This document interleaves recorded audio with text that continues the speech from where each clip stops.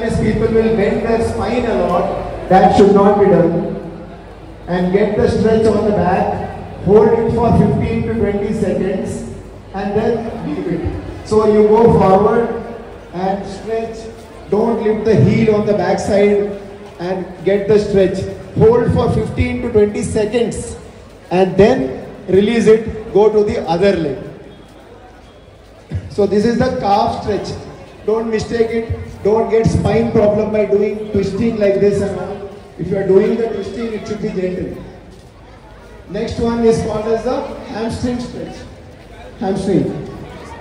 So hamstring is the muscle which is on the back side of the thigh. So put one leg in front and move forwards with both the hands. Don't try touching the toes. Try to feel the tightness behind the thigh. So mistake done is people bend too much to go and touch the toes. The direction shouldn't be towards the toes. It should go forward to feel the stretch on the back of the thigh. Feel the stretch, come back. Hold for 15 seconds, come back. Okay, so that's the way by which you do a hamstring stretch safely. Next is a quad stretch. You need a support of another friend of yours. I can support him. So mistakes done is when you do alone. Don't abduct the thighs like that. Keep these thighs close to the other leg. And then hold it. And then stretch it backwards. Body should be erect.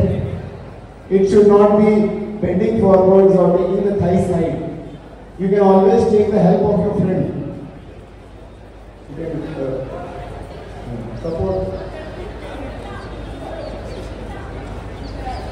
So you can stretch it backwards in that fashion. Okay? So mistakes done is taking the thighs to the side. That should not be. Some thighs don't come backwards enough.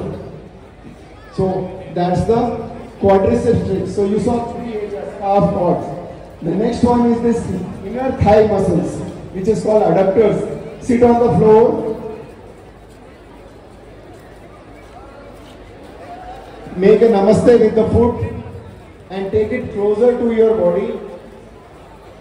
Taking the whole leg closer to your body and stretching or flapping it downwards. And that is the adductor stretches. A lot of people have got tightness of the hip joint, and when they go for running, they are unable to do that. So such people go for 1 kilometer run, 1 kilometer walk. Run, walk, run, walk. Yeah. And then last is before getting up, squat and get up. Be on a squatting position. And that's an effective squat. Be there. This is that Sunil Gavaskar used to, after he is getting tired, this is one of the best postures of adequate oxygenation of the diaphragm works best. And take some deep breath and slowly get up. Don't be in a hurry to it. So we have another 5 minutes. Body can get warmed up now and then again dynamize it. The Zumba thing can.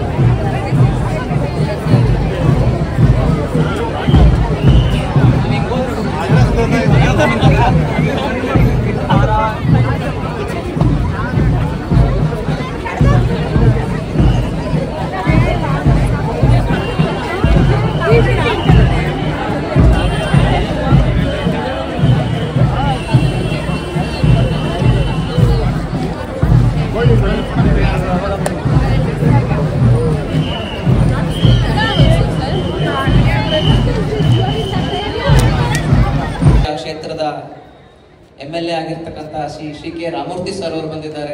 Sir ನಿಮಗೂ ಸಹ ಆತ್ಮೀಯವಾದ ಸ್ವಾಗತ. ವಿಶ್ವ ಆರೋಗ್ಯ ಸಂಸ್ಥೆ ಪಾರ್ಶ್ವವಾಯುವನ್ನ ಇದು ಮಾಡಲಿಕ್ಕೆ, ಜನರಲ್ಲಿ ಅರಿವು ಮೂಡಿಸಲಿಕ್ಕೆ ವರ್ಲ್ಡ್ ಸ್ಟ್ರೋಕ್ ಡೇನ ಶುರು ಮಾಡ್ತು. ಅಲ್ಲಿಂದ ಇಲ್ಲಿವರೆಗೆ ನಾವು ಇಂಡಿಯಾದಲ್ಲಿ 2009 ಮಾಡ್ಕೊಂಡು ಬಂದಿದ್ದೇವೆ. ಲಾಸ್ಟ್ 10 ವರ್ಷದಿಂದ ಸ್ವಲ್ಪ ದೊಡ್ಡ ಪ್ರಮಾಣದಲ್ಲಿ ಮಾಡಿದ್ದೇವೆ. ಪ್ರತಿ ವರ್ಷ every year more than 15 million people are affected with stroke every year and almost 5.5 million people are dying. Globally, stroke is the second commonest cause of death and in India it is the third commonest cause of death. ನಮ್ಮ ಒಂದು ಅಧ್ಯಯನದ ಪ್ರಕಾರ ಬೆಂಗಳೂರಿನಲ್ಲಿ ಪ್ರತಿ ದಿನ 40 ರಿಂದ 50 acute stroke ಪ್ರಕರಣಗಳು ವರದಿಯಾಗ್ತಾ ಇದೆ. It's a big number actually. WHO declared stroke as a global medical emergency in 2010. So that shows how much important it is and how much we have to do. How treatment ಕೊಡಬೇಕು ಅನ್ನೋದ್ರ ಬಗ್ಗೆ ಎಲ್ಲ ಮಾಹಿತಿಯನ್ನು ತಿಳ್ಕೊಳ್ಳೋಣ. ಒಂದು simple formula ಇಂದ 90% acute ಸ್ಟ್ರೋಕ್ನ ನಾವು pickup ಮಾಡ್ಬೋದು. ಬಿ ಫಾಸ್ಟ್ ಅಂದರೆ ಏನು? ಬಿ ಅಂತಂದರೆ ಲಾಸ್ ಆಫ್ ಬ್ಯಾಲೆನ್ಸ್, ನಾವು ದೇಹದ ಸಮತೋಲನವನ್ನು ಕಳ್ಕೊಳ್ಳೋದು. ಇ ಅಂತಂದರೆ ಐ ಸೈನ್ಸ್, ಅಂದರೆ ದೃಷ್ಟಿ ದೋಷ ಆಗೋದು, ಇಲ್ಲ ಡಬಲ್ ವಿಷನ್ ಬರುವಂಥದ್ದು. ಎಫ್ ಅಂತಂದರೆ ಫೇಶಿಯಲ್ ಡಿವಿಯೇಷನ್, ಮುಖದ ಒಂದು ಭಾಗ ಎಳ್ಕೊಳ್ಳೋಂಗಾಗೋದು. ಎ ಅಂತಂದರೆ arm weakness, arm drift of the leg drift, ಅಂದರೆ ಕೈ ಕಾಲುಗಳಲ್ಲಿ ಶಕ್ತಿ ಕಳ್ಕೊಳ್ಳೋದು. ಎಸ್ ಅಂತಂದರೆ speech, loss of speech. T ಅಂತಂದರೆ time of onset of stroke ಅಂತ ಹೇಳ್ತೀವಿ, ಅಥವಾ ಟೈಮ್ ಟು ಆ್ಯಕ್ಟ್ ಫಾಸ್ಟ್, ಅಥವಾ ಆಂಬುಲೆನ್ಸ್ನ ಕರೆಯುವಂಥ ಒಂದು ತುರ್ತು ಸಮಯ. ಈ ಬಿ ಫಾಸ್ಟ್ನ ನೀವು ಕಲ್ತ್ಕೊಂಡ್ರೆ 90% ಪಾರ್ಶ್ವವಾಯು ಪ್ರಕರಣಗಳನ್ನು ನಾವು ಪತ್ತೆ ಹಚ್ಬೋದು. ಬಾಕಿ ಪೇಷಂಟ್ ಸಡನ್ನಾಗಿ ಕೋಮಾಗಿ ಹೋಗೋದು ಆ ಥರ ಎಲ್ಲ ಇರುತ್ತೆ. ಮೂಲತಃ ಸ್ಟ್ರೋಕ್ ಅನ್ನೋದು ಇಟ್ಸ್ ಎ ಪೇನ್ಲೆಸ್ ಕಂಡೀಷನ್, ನೋವಿರೋದಿಲ್ಲ. ಹಾಗಾಗಿ ನೀವೇನು ಅನ್ಕೋತೀರಿ, ಲೋ ಶುಗರ್ ಆಗಿರ್ಬೋದು, ಲೋ BP ಆಗಿರ್ಬೋದು, ಈ ರೀತಿ ನೀವು you tend to get misguided. ಹಾಗಾಗಿ ಸ್ಟ್ರೋಕ್ ಆದ 4.5 hours ಒಳಗಡೆ ನೀವು ನಿಯರೆಸ್ಟ್ ಸ್ಟ್ರೋಕ್ ರೆಡಿ ಆಸ್ಪತ್ರೆಗೆ ಹೋದರೆ ನಾವು ಆಸ್ಪತ್ರೆಯ ವೈದ್ಯರು ಫಸ್ಟ್ 1 hour ಒಳಗಡೆ ತುರ್ತು ಚಿಕಿತ್ಸೆಯನ್ನು ಕೊಟ್ಟು ರೋಗಿಯನ್ನು ಬದುಕಿಸ್ಬೋದು. ಹಾಗಾಗಿ ದಯವಿಟ್ಟು ಡಿಲೇ ಮಾಡ್ದೇನೆ ಸ್ಟ್ರೋಕ್ ರೆಡಿ ಆಸ್ಪತ್ರೆಗೆ ಹೋಗಬೇಕು. ಸ್ಟ್ರೋಕ್ ರೆಡಿ ಆಸ್ಪತ್ರೆ ಅಂದರೆ ಏನು? ಸ್ಟ್ರೋಕ್ ರೆಡಿ ಎಲ್ಲ ಆಸ್ಪತ್ರೆಗಳು ಸ್ಟ್ರೋಕ್ ರೆಡಿ ಆಸ್ಪತ್ರೆ ಆಗ್ಲಿಕ್ಕೆ ಸಾಧ್ಯ ಇಲ್ಲ. ಸ್ಟ್ರೋಕ್ ರೆಡಿ ಆಸ್ಪತ್ರೆ ಅಂತಂದರೆ ಯಾವುದೇ ಆಸ್ಪತ್ರೆಯಲ್ಲಿ 24/7 ಎಮರ್ಜೆನ್ಸಿ ಮತ್ತು ICU ಕೇರ್ ಇರಬೇಕು, CT ಸ್ಕ್ಯಾನ್ ಅಥವಾ MRI ಫೆಸಿಲಿಟಿ ಇರಬೇಕು, ಮತ್ತು ಅಲ್ಲಿ ನ್ಯೂರಾಲಜಿಸ್ಟ್ ಅಥವಾ ನ್ಯೂರೋ ಸರ್ಜನ್ ಮಾರ್ಗದರ್ಶನದಲ್ಲಿ there should be established protocol for stroke treatment. ಹಾಗಾಗಿ ಇದಿಷ್ಟು ಇದ್ದ ಸಂಸ್ಥೆಗಳನ್ನು ಮಾತ್ರ ಸ್ಟ್ರೋಕ್ ರೆಡಿ ಆಸ್ಪತ್ರೆ ಅಂತ ಕರಿತೀವಿ. We as Apollo group run one of the largest comprehensive stroke programs in the state. So ಹಾಗಾಗಿ ದಯವಿಟ್ಟು ನೀವು ಈ ಬಿ ಫಾಸ್ಟ್ ಬಗ್ಗೆ ಮಾಹಿತಿಯನ್ನು ಸಾರ್ವಜನಿಕರು ಎಲ್ಲರಿಗೂ ಕೊಡಬೇಕು. ಮತ್ತು 10 common risk factors cause 90% stroke ಅಂತ ಹೇಳ್ತೀವಿ. 10 ಕಾಮನ್ ರಿಸ್ಕ್ ಫ್ಯಾಕ್ಟರ್ಸ್ 90% ಸ್ಟ್ರೋಕ್ನ ಕಾಸ್ ಮಾಡುತ್ತೆ. ಅದು ಯಾವ್ಯಾವುದು? Hypertension, high BP is the commonest cause. More than 60% of stroke patients will have high BP. Sugar ಎರಡನೇದು. ಮೂರನೇದು ಹೈ ಕೊಲೆಸ್ಟ್ರಾಲ್. ನಾಲ್ಕನೇದು ಹಾರ್ಟ್ ಡಿಸೀಸಸ್, ಹಾರ್ಟ್ ಅಟ್ಯಾಕ್ ಇರ್ಬೋದು ಅಥವಾ ಹಾರ್ಟ್ ಬೀಟ್ ವೇರಿಯೇಷನ್. ಐದನೇದು ಏಟ್ರಿಯಲ್ ಫಿಬ್ರಿಲೇಷನ್ ಅಂತ ಹೇಳ್ತೀವಿ, ಹಾರ್ಟ್ ಬೀಟ್ ವೇರಿಯೇಷನ್ ಆಗಿ ಬ್ರೈನ್ಗೆ ಬ್ಲಡ್ ಕ್ಲಾಟ್ ಆಗಿ ಸ್ಟ್ರೋಕ್ ಆಗುತ್ತೆ. ಆರನೇದು smoking. Smoking causes almost 5 to 6 times higher risk of stroke than those who are not smoking. ಏಳನೇದು ಆಲ್ಕೋಹಾಲ್, ಎಕ್ಸೆಸಿವ್ ಆಲ್ಕೋಹಾಲ್ ಇಂಟೇಕ್. ಎಂಟನೇದು ಒಬೆಸಿಟಿ. ಒಂಬತ್ತನೇದು sitting or sedentary lifestyle. WHO ಘೋಷವಾಕ್ಯದ ಪ್ರಕಾರ ಸಿಟ್ಟಿಂಗ್ ಈಸ್ ನ್ಯೂ ಸ್ಮೋಕಿಂಗ್ ಅಂತ ಹೇಳ್ತೀವಿ. ಮತ್ತು hyper ಹೋಮೋಸಿಸ್ಟಿನಿಮಿಯಾ ಮತ್ತು ಬೇರೆ ಬೇರೆ ಕಾಯಿಲೆಗಳಿಂದ ಸ್ಟ್ರೋಕ್ ಆಗುತ್ತೆ. ಹಾಗಾಗಿ ಈ ರಿಸ್ಕ್ ಫ್ಯಾಕ್ಟರ್ಸ್ ಪ್ರಿವೆಂಟ್ ಮಾಡೋದ್ರ ಮೂಲಕ ಪಾರ್ಶ್ವವಾಯುವನ್ನು ತಡೆಗಟ್ಟಬಹುದು. ಮೊದಲನೇ 4.5 ಗಂಟೆಗಳ ಒಳಗಡೆ ಸ್ಟ್ರೋಕ್ ಪೇಷಂಟ್ಗಳಿಗೆ ನಾವು ಕ್ಲಾಟ್ ಬಸ್ಟಿಂಗ್ ಇಂಜೆಕ್ಷನ್ನ ಕೊಡ್ತೀವಿ, ಅಂದರೆ ಥ್ರೋಂಬೋಲೈಸಿಸ್ ಥೆರಪಿ ಅಂತ ಹೇಳ್ತೀವಿ. ಅಪ್ ಟು 24 hours ಈ ದೊಡ್ಡ ದೊಡ್ಡ ರಕ್ತನಾಳಗಳು ಕ್ಲಾಟ್ ಆದರೆ ಮೆಕ್ಯಾನಿಕಲ್ ಥ್ರಾಂಬೆಕ್ಟಮಿ ಅಂತ ಒಂದು ಚಿಕಿತ್ಸೆಯನ್ನು ಕೊಡ್ತೇವೆ. ಹಾಗಾಗಿ ಇದೆಲ್ಲವನ್ನು ನಾವು ಗಮನದಲ್ಲಿ ಇಟ್ಕೊಂಡು ರೋಗಿಗೆ ತುರ್ತು ಚಿಕಿತ್ಸೆಯನ್ನು ನೀಡೋದ್ರ ಮೂಲಕ ಒಂದು ಪೇಷಂಟ್ ಜೀವವನ್ನು ಉಳಿಸ್ಬೋದು. ಅಪೋಲೋ ಫ್ಯಾಮಿಲಿ ಎಲ್ಲ ಒಟ್ಟಿಗೆ ಸೇರ್ತಾ ಇದ್ದೀವಿ. ಒಂದು ಅವೇರ್ನೆಸ್ ಕ್ರಿಯೇಟ್ ಮಾಡೋದಕ್ಕೆ ಈ ಸ್ಟ್ರೋಕ್ನ ಅವಾಯ್ಡ್ ಮಾಡಬೇಕು, ಜನಸಾಮಾನ್ಯರಿಗೆ ಇದನ್ನ ತಿಳಿಸ್ಬೇಕು ಅಂತ ಸಾವಿರಾರು ಸಂಖ್ಯೆಯಲ್ಲಿ ಬೆಳಗ್ಗೆ ಬಂದು ಸುಮಾರು 6 ಕಿಲೋಮೀಟರ್ ವಾಗ್ದಾನ ಮಾಡಿದ್ದೀರ. ಎಲ್ಲರಿಗೂ ಕೂಡ ಧನ್ಯವಾದವನ್ನು ಹೇಳ್ತಾ, ಇವತ್ತು ಅವಶ್ಯಕತೆ ಇದೆ ಸಮಾಜಕ್ಕೋಸ್ಕರ. ಹಾರ್ಟ್ ಅಟ್ಯಾಕ್ ಬಗ್ಗೆ ನಾವು ಸುಮಾರು ತಿಳ್ಕೊತೀವಿ, ಹಾರ್ಟ್ ಅಟ್ಯಾಕ್ ಯಾವ ಥರ ಆಗುತ್ತೆ, ಏನಾಗುತ್ತೆ ಅಂತ. ಅದೇ ಮೈಂಡ್ ಅಟ್ಯಾಕು, ಸ್ಟ್ರೋಕ್ ಯಾವ ಥರ ಆಗುತ್ತೆ ಅಂತ ನಾವು ಪ್ರತಿಯೊಬ್ಬರಿಗೂ ತಿಳಿಸುವಂಥ ಕಾರ್ಯಕ್ರಮಗಳನ್ನ ನಾವೆಲ್ಲರೂ ಕೂಡ ಮಾಡಬೇಕು. ನಮ್ಮದು ಕೂಡ ಒಂದು ಪಾಲಿದೆ ಈ ಸಮಾಜದಲ್ಲಿ. ಯಾವ್ಯಾವ ಥರ ಸಮಸ್ಯೆಗಳಾಗುತ್ತೆ, ಈ ಸ್ಟ್ರೋಕ್ ಅಟ್ಯಾಕ್ ಆದರೆ ಆ ಗೋಲ್ಡನ್ ಪೀರಿಯಡ್ 8 ಪೀರಿಯಡಲ್ಲಿ ನಾವು ಹಾಸ್ಪಿಟಲ್ಗೆ ಅಡ್ಮಿಟ್ ಮಾಡಬೇಕು ಅಂತ ಜನಕ್ಕೆ ತಿಳುವಳಿಕೆ ಮಾಡುವಂಥ ಕೆಲಸ ನಮ್ಮೆಲ್ಲರಿಗೂ ಕೂಡ ಜವಾಬ್ದಾರಿ ಇದೆ. ಆ ದೃಷ್ಟಿಯಿಂದ ಇವತ್ತು ಪೊಲೀಸ್ ಕಮಿಷನರ್ ಅವರು ಮತ್ತು ಎಲ್ಲ ನಮ್ಮ ಅಕ್ಕವರು ಕೂಡ ಈ ಕಾರ್ಯಕ್ರಮಕ್ಕೆ ಬಂದಿದ್ದಾರೆ. ಎಲ್ಲರೂ ಕೂಡ ಉದ್ದೇಶ, ನಮ್ದೆಲ್ಲರ ಉದ್ದೇಶ ಅಷ್ಟೇ, ಈ ಸಮಾಜಕ್ಕೋಸ್ಕರ ನಾವೇನಾದ್ರು ಒಂದು ಕೆಲಸವನ್ನು ಮಾಡಬೇಕು, ಕಾರ್ಯವನ್ನು ಮಾಡಬೇಕು ಅಂತಂದರೆ ಇಂಥ ಒಂದು ಒಳ್ಳೆಯ ಕಾರ್ಯದಲ್ಲಿ ನಾವು ಕೂಡ ಭಾಗಿಯಾಗ್ತೀವಿ ಅಂತೇಳಿ ನಿಮಗೆಲ್ಲರಿಗೂ ಕೂಡ ಮತ್ತೊಮ್ಮೆ ಸ್ವಾಗತವನ್ನು ಕೋರಿ ಮಾತು ಮುಗಿಸ್ತಾ ಇದ್ದೀನಿ. ಜೈ ಹಿಂದ್, ಜೈ ಕರ್ನಾಟಕ. ನಮ್ಮ ಎಲ್ಲ ಹಿರಿಯರು, ಇಲ್ಲಿ ಉಪಸ್ಥಿತ ಎಲ್ಲ ವಾಕಥಾನ್ ಮತ್ತು ರನ್ನಲ್ಲಿ ಭಾಗವಹಿಸಿದ ಎಲ್ಲ ನಮ್ಮ ಸ್ನೇಹಿತರು, ಮೊದಲಾಗಿ ನಾನು ಎಲ್ಲ ಅಪೋಲೋ ಆಸ್ಪತ್ರೆಗೆ ಧನ್ಯವಾದ ಹೇಳ್ತಾ ಇದ್ದೀನಿ. ಇದು ಒಂದು ಜ್ವಲಂತ ಸಮಸ್ಯೆ ಇದೆ ಎಲ್ಲ ಕಡೆ, ನಮ್ಮ ರಾಷ್ಟ್ರದಲ್ಲಿ ಇಲ್ಲ, ಇಡೀ ಪ್ರಪಂಚದಲ್ಲಿ ಇದು ಸಮಸ್ಯೆ ಆಗಿದೆ. ಅದಕ್ಕೆ ನಮ್ಮ ಸ್ಪೀಕರ್ ಅವರು ಹೇಳಿದರು, ಗೋಲ್ಡನ್ ಅವರ್. ಯಾವುದು ಕ್ರೈಸಿಸ್ ಅಲ್ಲಿ, ಅದು ನಮ್ಮ ಯಾವುದು ಕ್ರೈಸಿಸ್ ಇಲ್ಲಿ, ನಾವು ಪೊಲೀಸಲ್ಲಿ ನಾವು ಕೆಲಸ ಮಾಡುವಾಗ ಗೋಲ್ಡನ್ ಅವರ್ ನಾವು ವರ್ಡ್ ಬಹಳ ಇಂಪಾರ್ಟೆಂಟ್ ಇದೆ. ಅದೇ ರೀತಿ ಮೆಡಿಕಲ್ ಕ್ಷೇತ್ರದಲ್ಲಿ ಸ್ಟ್ರೋಕ್ ಬಗ್ಗೆ golden hour is very very important. So my sincere request to all the participants that you have done a noble thing. You have joined this for an awareness. So the golden hour for stroke prevention is very very important. And as told by the speakers, how you maintain your lifestyle, controlling basic things like diabetes and hypertension, these are very very important. I am not a competent person to talk on medical, but yes, being with the medical fraternity, with so closeness, I have seen how things have come up in my career. I have seen how serious medical issues have been tackled if we follow basics. So, ಅಷ್ಟೇ ಹೇಳಿ ನಾನು ಇನ್ನೊಂದು ಸರಿ ನಮ್ಮ ಎಲ್ಲ doctor, especially Dr. Satish Chandra, who is here, he is you all youngsters may not be knowing, but he is one of the star of Karnataka. Not only Karnataka, in India. And I again should, the way, the promptness he shows, if he is late by 5 minutes to his work, generally I get a call from him that nodi sir illi traffic sari illa, nange tondre illa, but nam patients kaayta idare.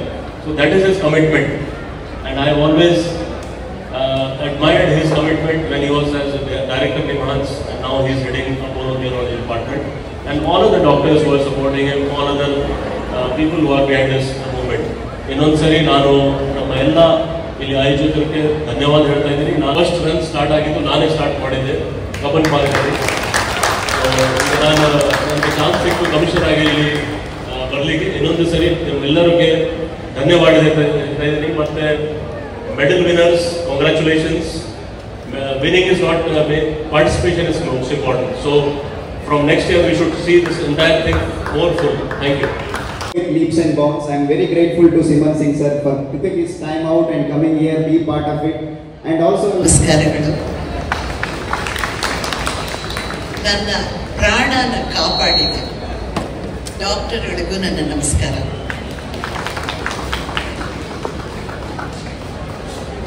ಇಪ್ಪತ್ಮೂರನೇ ಇಸವಿನಲ್ಲಿ ನನಗೂ stroke ಬಂದಿತ್ತು.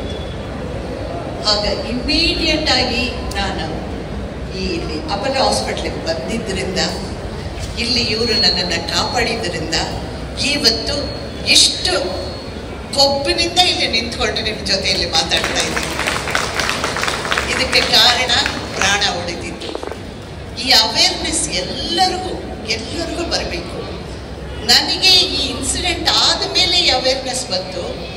ಅದು ಬಂದಿದ್ದರಿಂದ ಈಗ very recent, I think ಒಂದು 10 days back ನನ್ನ ಫ್ರೆಂಡ್ಗೆ ಇದೇ ಥರ ಸ್ಟ್ರೋಕ್ ಬಂದರೆ ಕರೆಕ್ಟ್ ಟೈಮಿಗೆ ಅವರು ಹಾಸ್ಪಿಟಲ್ಗೆ ಬಂದಿದ್ದರಿಂದ ಇವತ್ತು ಅವರು ಕ್ಷೇಮವಾಗಿದ್ದಾರೆ.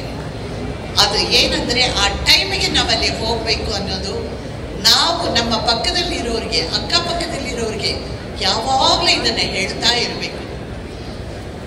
ಆವತ್ತು ನನಗೆ ಸ್ಟ್ರೋಕ್ ಬಂದಾಗ ನಾನು ಅಂದ್ಕೊಂಡೆ ನನ್ನ ಬಣ್ಣದ ಬದುಕು, ನನ್ನ ವೈಯಕ್ತಿಕ ಬದುಕು ಇಲ್ಲಿಗೆ ಮುಗಿದೋಯ್ತೇನೋ ಅಂತ. ಇಲ್ಲ, ಇನ್ನೂ ಇದೆ, ಇನ್ನೂ ನಾನು ಆ್ಯಕ್ಟ್ ಮಾಡಬಲ್ಲೆ, ಇನ್ನೂ ಓಡಾಡಬಲ್ಲೆ ಅನ್ನೋದನ್ನು ನನ್ನನ್ನು ಕಾಪಾಡಿದೆ ಈ ಅಪೋಲೋ ಹಾಸ್ಪಿಟ್ಲಿಗೆ ನಾನು ಎಂದೆಂದೂ ಚಿರಋಣಿಯಾಗಿರ್ತೀನಿ. ಇದು ನಿಮ್ಮಲ್ಲಿ ನಾನು ಕಳಕಳಿಯಿಂದ ಕೇಳ್ಕೊಳ್ಳೋದೇನೆಂದರೆ, ಈ ಎಕ್ಸಸೈಸ್ ಭಾಳ ಇಂಪಾರ್ಟೆಂಟ್. ಆದರೆ ಇಲ್ಲಿ ಸತ್ಯವನ್ನು ಹೇಳಕ್ಕೆ ಇಷ್ಟಪಡ್ತೀನಿ, ನಾನು ಸುಳ್ಳು ಹೇಳಬಾರ್ದು. ಇತ್ತೀಚೆಗೆ ನಾನು ಎಕ್ಸಸೈಸ್ ಮಾಡೋದನ್ನು ಬಿಟ್ಟುಬಿಟ್ಟಿದ್ದೀನಿ. ಈ ಕಾರ್ಯಕ್ರಮಕ್ಕೆ ಬಂದ ಮೇಲೆ ಈಗ ಮತ್ತೆ ನನಗೆ ಅರಿವಾಗಿದೆ, ಅವೇರ್ನೆಸ್ ಬಂದಿದೆ. ಇನ್ನು ಮುಂದೆ ಅದನ್ನು ನಾನು ಕಂಟಿನ್ಯೂ ಮಾಡ್ಕೊಂಡು ಹೋಗ್ತೀನಿ. ದಯವಿಟ್ಟು ಈ ಒಂದು ಕಾರ್ಯಕ್ರಮ ಇಲ್ಲಿಗೆ ನಾವು ಬಂದ್ವಿ, ನೋಡ್ತೀವಿ, ಹೋಗಿದ್ದೀವಿ ಅಂತ ಆಗಬಾರ್ದು. ಎಲ್ಲೆಲ್ಲಿ ಪೇಷಂಟ್ಸ್ ಇದ್ದರೂ ಸರಿ, ಅವರಲ್ಲಿ ಒಂದು ಈ ವಿಷಯದ ಬಗ್ಗೆ ನಾವು ವಿವರವಾಗಿ ಅವರಿಗೆ ಮಾತಾಡಿ ಅವ್ರನ್ನ ಕರೆಕ್ಟ್ ಟೈಮಿಗೆ ಹಾಸ್ಪಿಟ್ಲಿಗೆ ಕಳಿಸ್ಬೇಕಾಗಿರೋದು ನಮ್ಮ ಕರ್ತವ್ಯ ಅನ್ನೋದನ್ನು ನಾವು ತಿಳ್ಕೋಬೇಕು. ನಮಸ್ಕಾರ. For making this your event, we are very proud to see more than 5,000 people come and participate in our awareness run. I have 3 requests for you. Obviously, all the doctors have spoken about the clinical aspects, but my request for you is basically to spread awareness. So number 1, please make a small social media post, #WorldStrokeDay. Make sure that everyone is aware of what you are doing, what we are all collectively doing. Post some pictures and let us spread the message. Number 2, be aware of the lifestyle changes that we need to do to prevent stroke from happening. No smoking, no drinking, sleep for 7 to 8 hours a day. If all of us are healthy, if all of us here are doing well, that means health is an important part of our life. So if you are a smoker, if you are a drinker, or if you are not getting enough sleep because of various reasons, please make sure you change your lifestyle completely. And number 3, remember to inform your friends, families and relatives about what we are doing now, about being fast to react, going to a stroke-ready hospital when there is a problem, and making sure we make this entire society a stroke-free society. Thank you once again.